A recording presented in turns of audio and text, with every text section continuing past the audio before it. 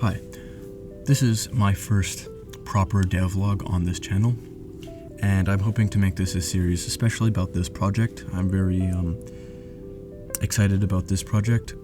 This project is a game engine that I've been working on for the last 2-ish years, and I call my game engine voxEngine because it is a voxel-based game engine. And this devlog video will be on the latest update to this engine, version 0.07. And the most important objective of version 0.07 is to implement a world class that is able to store voxel data and render that voxel data efficiently. And the steps to rendering that voxel data is creating the mesh from the voxel data and rendering it efficiently, obviously. And so there's a couple things that I wanted to change because I had a different implementation of the world class in version 0.06, where I was using a chunk-based system where I would have like a list of chunks, and each chunk would contain its own voxel data, and then I would render I'd render based off of a chunk-based render distance. And so that worked, but it's not exactly what I wanted to do. And as I learned more about OpenVDB, which is what I'm using to store voxel data, I realized that was kind of dumb, because float grids, which is an OpenVDB data object that stores 3D positional data, or voxel data, right, are pseudo-infinite, meaning they're like a C++ vector. And you can add more stuff and more stuff to it, and it will automatically update its size. And so storing just a small amount of data into an OpenVDB float grid is kind of pointless when I can store a lot more data into it without it taking too much space on RAM or on disk. I also can save a float grid to file and load and read from it, which will be useful in the future when I want to create different worlds and different save files and stuff. Anyways, I digress. In my previous implementation of 0.07, where I switched from chunk-based to region-based, where I would take a copy of a volume of a main world grid, and that volume would have the dimensions of the render distance cubed, and that would be centered around the player. And that volume would get copied to the region grid, and then that region grid would get they'd generate a mesh for it, and it would get rendered. However, as you can see here, there's this really weird glitching, and that was because the way I implemented my syncing function and my update and my mesh generation function, they were really inefficient, and I was trying to render a large amount of voxels all at once. And I was like, okay, I was thinking, and I thought wrong, and I was like, well, what if I parallelized the for loops in each of these functions? Because I used a for loop in the syncing function, I used a for loop in the generation mesh function, and I was like, well, what if I parallelized these for loops? And so I used OpenMP. And the glitching here is because the vectors that I was using to store indices, vertices, and colors were being updated in parallel. But it's important the order of vertices, indices, and colors, or it's important the order of indices and colors it's important for the order of the vertices, the vertice vector, the indice vector, and the color vector. And because these were being updated pseudo randomly because of the parallelization, it messed up the way that it would render, and it would kind of have the vague shape, but colors wouldn't be there, triangles would be missing, etc., or triangles would span too much space. Another problem that happened, other than this randomization of the colors and the faces, is that the longer I left the program to run, it would slowly start to run slower, and then eventually it would freeze and go into not responding. And I think that because this is my first time writing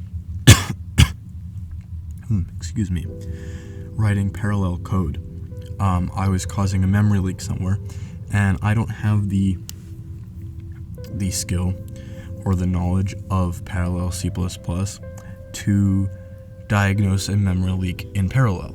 And so I was like, I'm gonna go and I'm gonna do some research about OpenVDB, and hopefully they have a better solution. So yeah, I did quite a bit of research, and I used an AI tool called Perplexity, which helps me compile, and sometimes it will help me generate some code that I can use to like learn from, but a lot of this times this code that it generates is just copy pasted from like Stack Overflow or something, especially when you get into niche subjects like game development, or game engine development I should say.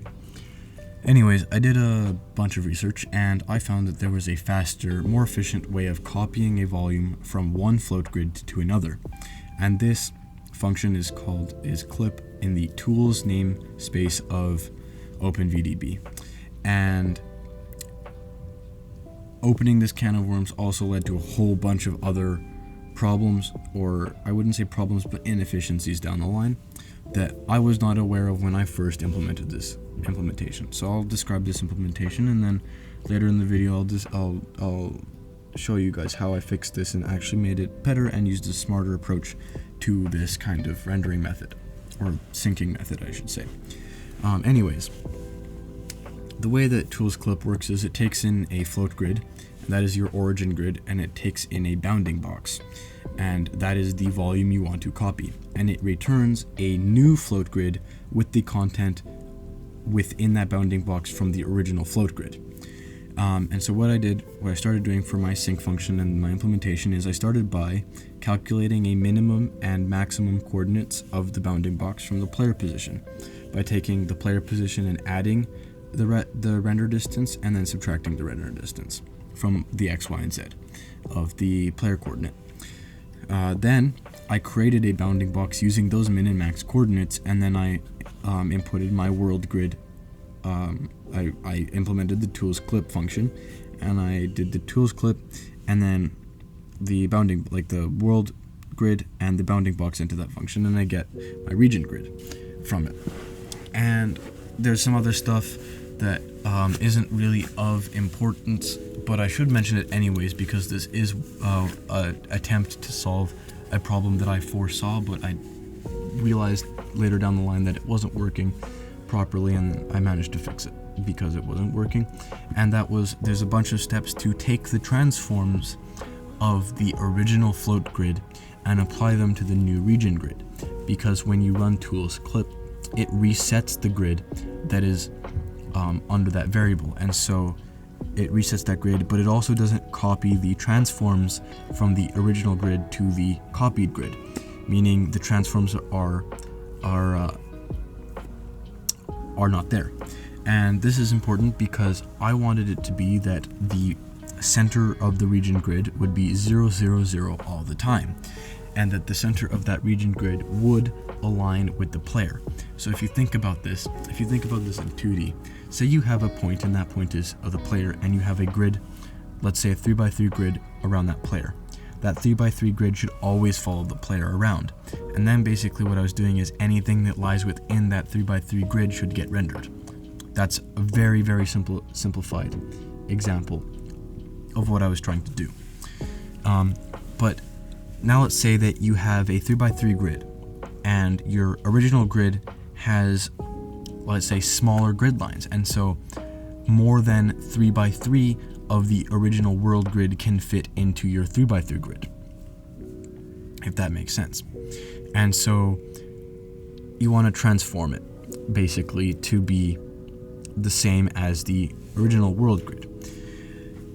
And that stuff happened, and then I realized that like I didn't really need to do that, or it didn't really work, and I was trying to figure some stuff out with the way that the render distance calculations were happening.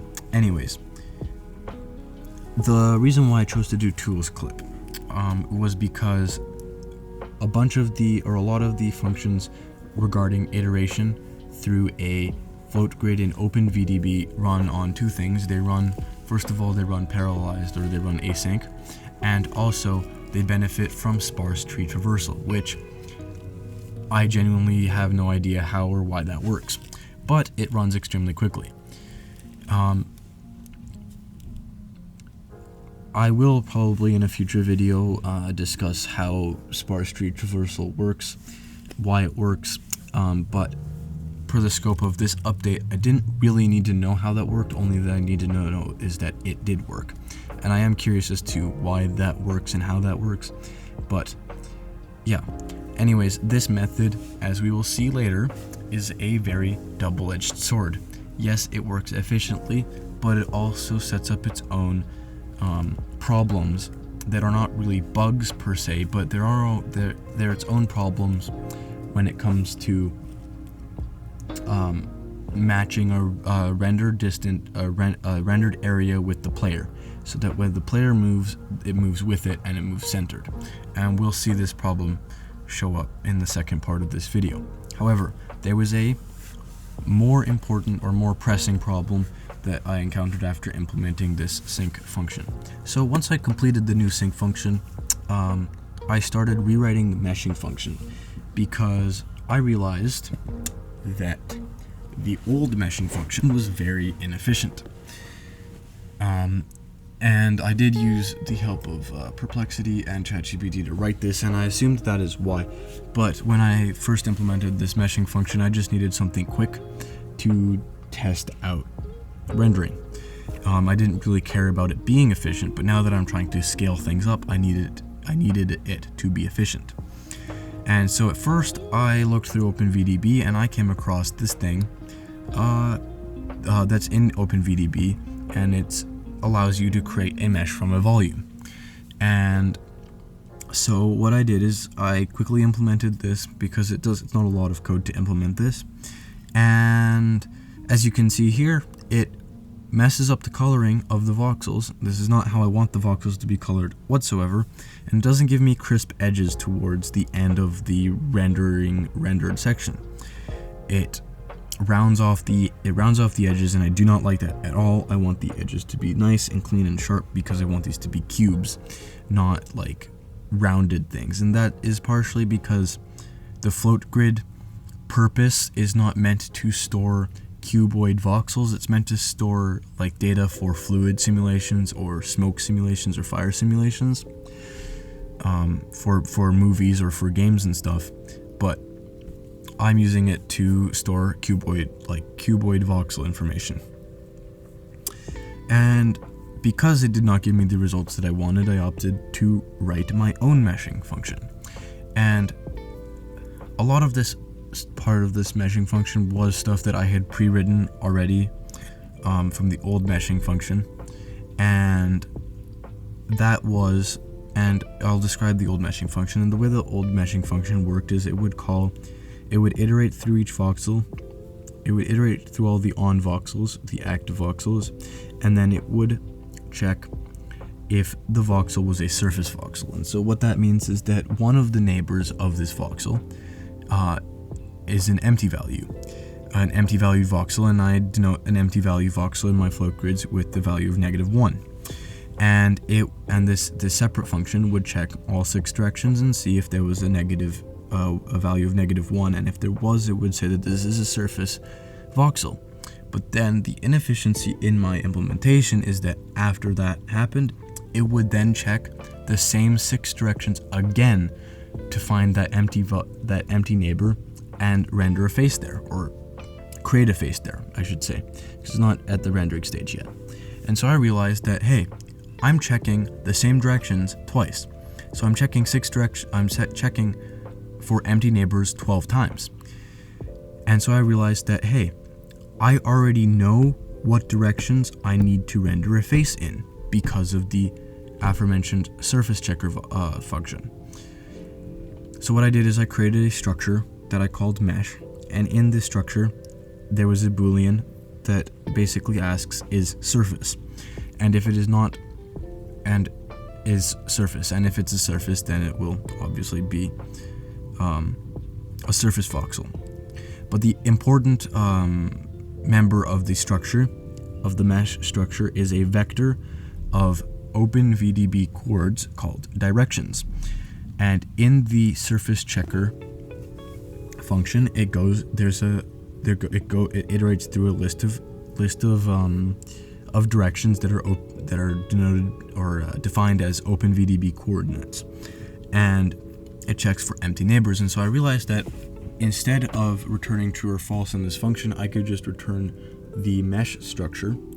And what I could do is, in the loop that checks for the empty neighbors, is when I come across an empty neighbor, I just take the current coordinate that it's iterating through and I add it to this vector.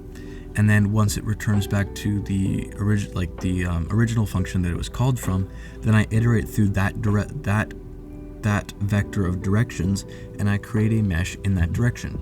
And I was like, well, there's got to be a better way, there's got to be a faster way of determining what vertices to use for each face other than an if statement. Because what I was doing prior was I had like 6 if statements for each direction that would check in the direction, and then it would add the face there, create the face in that direction. And in a previous separate project, I used a map data structure to map 2 values together. And so what I realized is, well, I can just create a map with all 6 directions and the proper vertices for each face. And then when I iterate through, I just plug the coordinate that I'm iterating through into this map, and it returns the vertices for me. And there's some other special stuff that goes on along with the vertices, and you can see that on the screen here. To get them in the proper position, like I have to add the center of the voxel to it so that it's in the right position in the world and all that stuff. But I also added in that function, I also added the indices and colors and normals to the respective vectors. However, once I got done implementing this function and I went to run it for the first time, I noticed that there was 2 problems. The first problem was an easy fix, and that was because the order of the vertices was out of order. So I quickly went back and I redid it, and then there's a second problem, and this is a bigger problem, and I kind of feel dumb that I did not catch what this problem was a lot sooner. And let's see, I wonder if you guys can figure out what this problem is. And I'll show you a bunch of different examples of me running this program and looking in NVIDIA Nsight, and also in just running the program standalone of this problem. But it took me a while to figure out this problem, and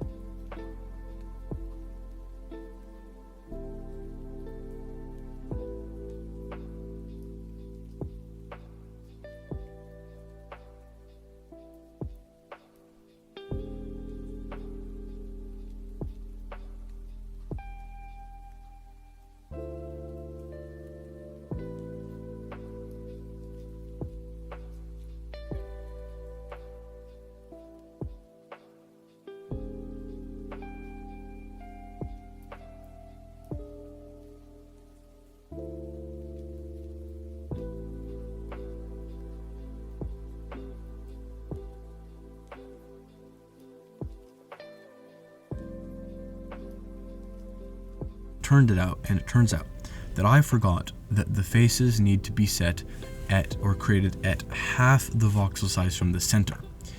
Otherwise, the voxels would overlap each other. And I spent like an hour crashing out about this. Like, I texted friends about this, and like, I don't understand why it's working, like why it works when there's one voxel, and when there's more than one voxel it doesn't work. And then as I'm like texting them, I'm like, I wonder what happens if I render two voxels right next to each other. And that's when I figured out the problem, and it was because I was setting them creating the faces a voxel apart, which overlaps other voxels.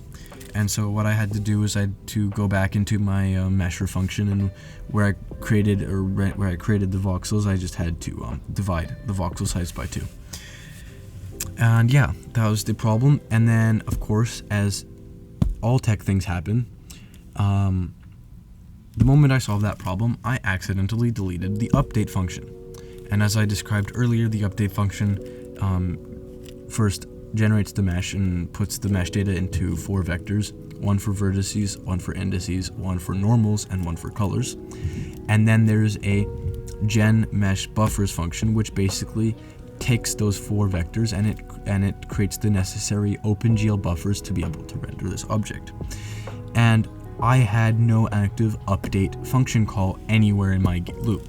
And so I'm like, the code should work, it builds properly, the code should work, why isn't anything rendering? And like, I'd go check NVIDIA Insight and it'd be like, there's an error, there's no geometry data to be rendered, and I'm like, I have no clue what's going on. And then I realized like half an hour later that there was a missing update function call. Yeah, and that's that. And then there's another couple things that I did, but that is, I will talk about that in a minute here, because we're going to move on to the better implementation of my syncing function, and why the tools clip implementation, although it is good and it runs extremely quickly and it runs efficiently, is not an elegant or logical or smart solution to my problem.